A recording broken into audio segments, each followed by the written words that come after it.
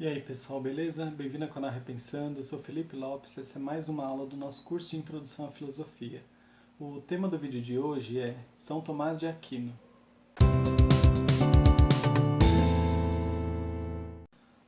O nosso filósofo de hoje, ele viveu no final da Idade Média, ele viveu no século XIII depois de Cristo. Ele era cristão e ele fazia parte da Ordem dos Dominicanos.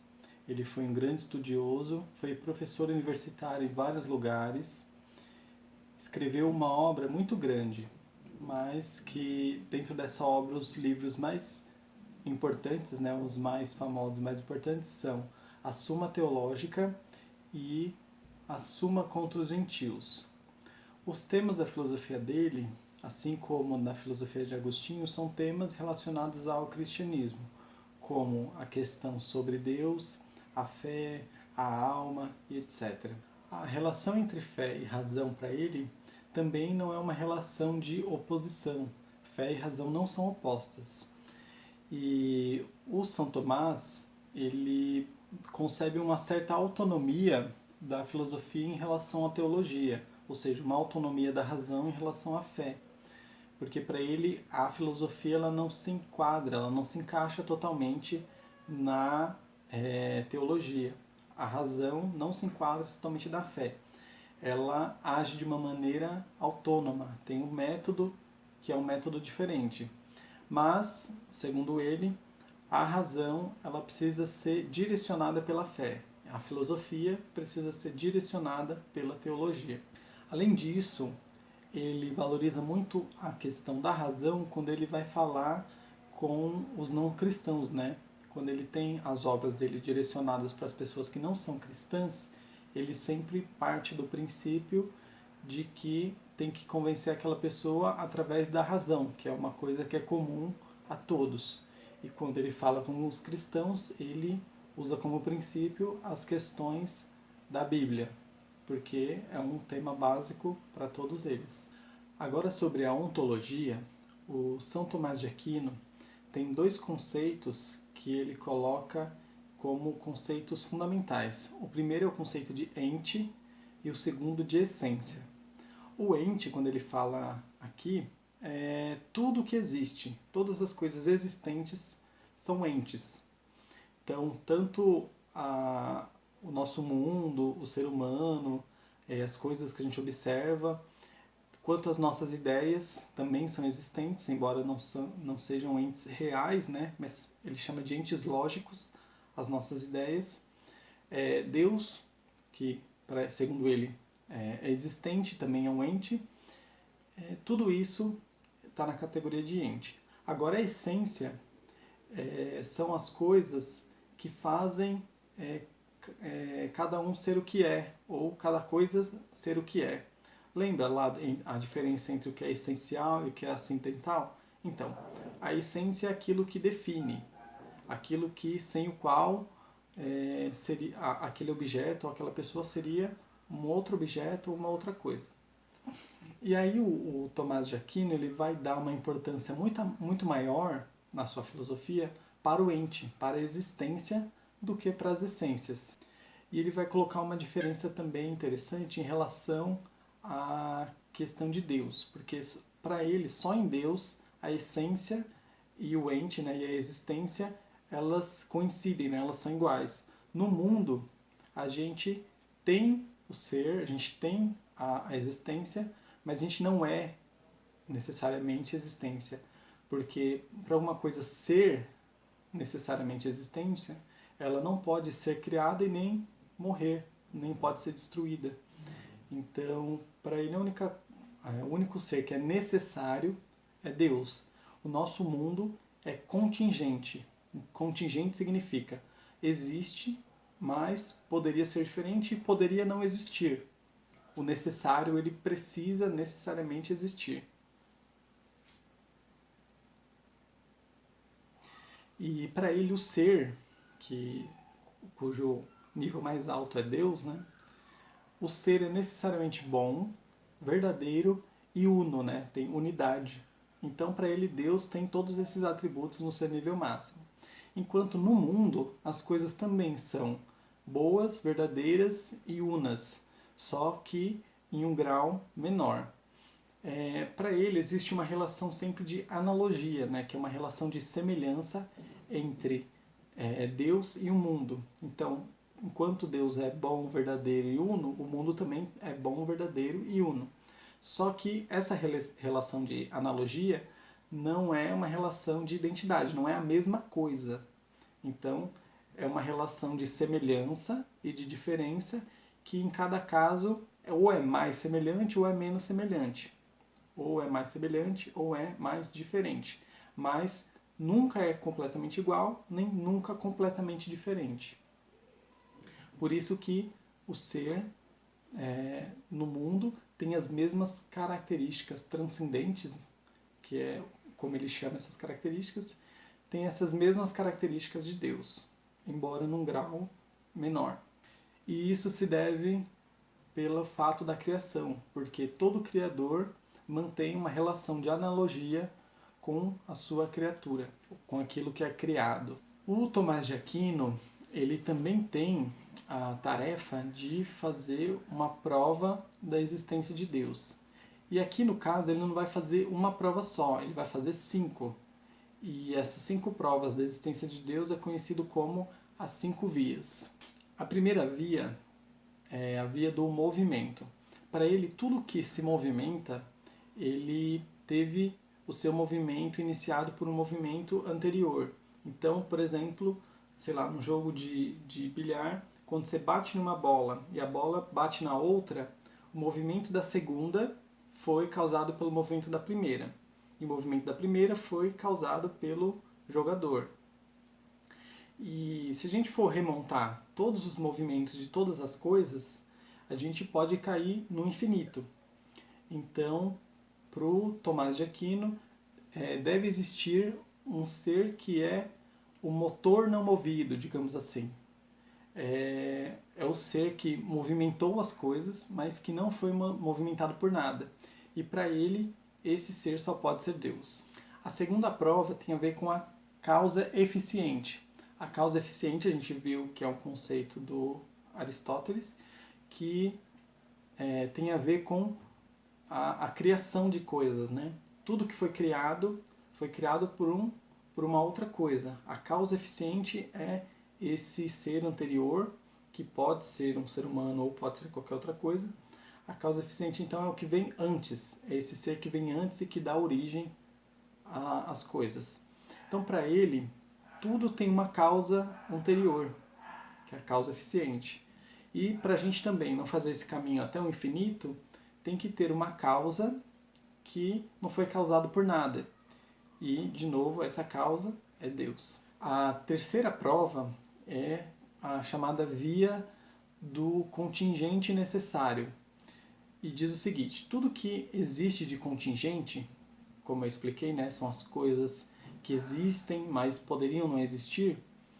Tudo que existe de contingente, ele nasceu em algum momento e ele vai morrer, ser destruído em algum outro momento. E para que esse contingente surja, é preciso que tenha algo anterior a ele e que lhe dê esse surgimento, que ele crie, né? E o contingente só pode ser criado por algo necessário, porque senão vai ter o mesmo problema, né? Se o contingente for criado por outro contingente, vai chegar um momento que a gente vai ter que se perguntar quem que criou esse primeiro contingente. Então, para ele, tem que existir um ser necessário que causou, que gerou o mundo contingente. E esse ser necessário é Deus.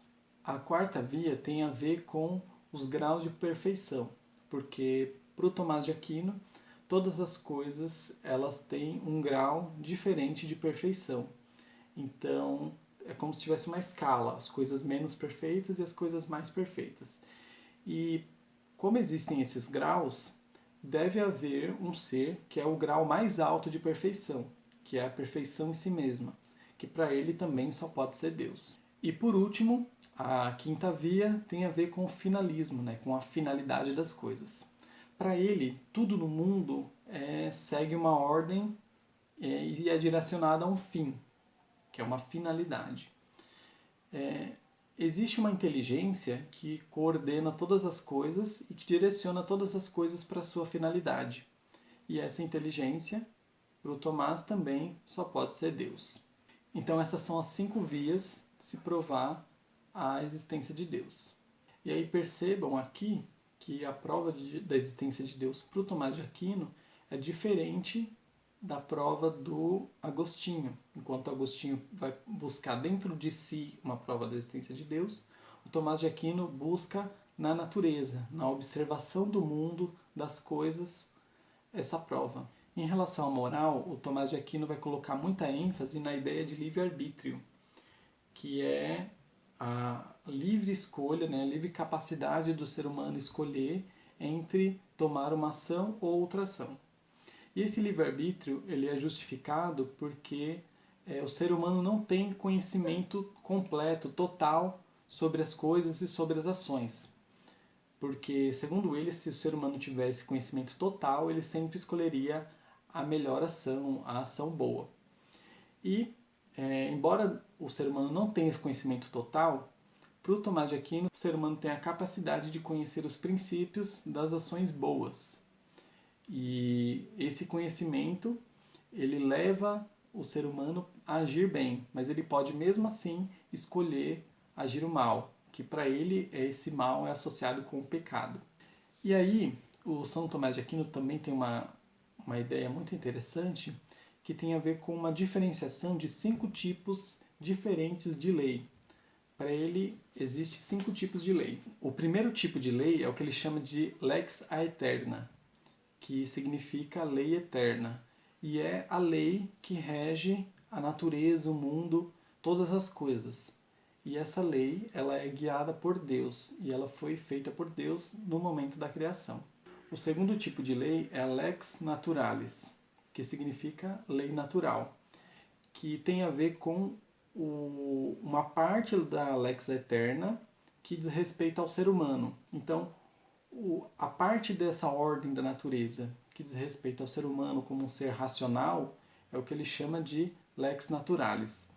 E essa lei ela vai ser muito interessante porque ela vai dar, digamos assim, um início à discussão do direito natural, que vai ser discutido mais para frente com outros filósofos. Depois disso tem a lex humana, que é a lei humana, que para eles são as leis criadas pelo ser humano, aquela que os legisladores fazem.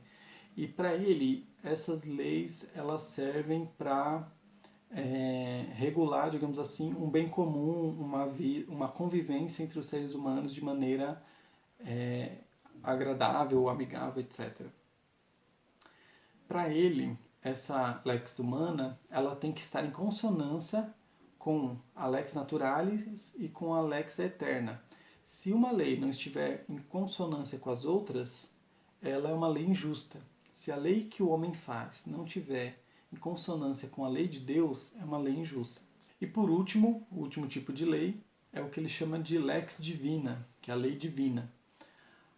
Esse tipo de lei ela é encontrada nos evangelhos da Bíblia e tem a ver com a lei que Deus coloca para os seres humanos, que devem ser seguidas. Essa lei ela aponta não só para uma convivência entre os homens aqui na Terra, mas para uma missão em outro, que vai além da Terra, né? Que vai para outro mundo. É uma missão que transcende esse mundo e que tem digamos assim, aponta para algo maior. Essa é a lei divina. E aí, como nós falamos da relação do Santo Agostinho com a teoria de Platão, a gente pode falar também em relação a São Tomás de Aquino com a teoria do Aristóteles. A gente consegue ver muitas semelhanças aqui, como os conceitos de categorias, de causa eficiente, causa final, potenciato e etc. Muitas semelhanças com a teoria de Aristóteles. Inclusive, o fato dele provar a existência de Deus não a partir de dentro de si, como fazia Agostinho, mas olhando para a natureza, já é uma tendência mais aristotélica do que platônica. Mas a gente não pode cair no engano de achar que é só uma versão cristã de Aristóteles, assim como Agostinho não é só uma versão cristã de Platão. Existe um pensamento que se usa de conceitos desses filósofos anteriores, mas são temas novos, são novas questões, são novas formas de enxergar as coisas.